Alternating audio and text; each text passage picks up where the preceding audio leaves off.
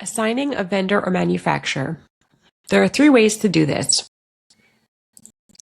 You can do this as a batch. You can go to bulk edit and then go down the list and change or assign a vendor and manufacturer by using these drop downs. Make sure you click save.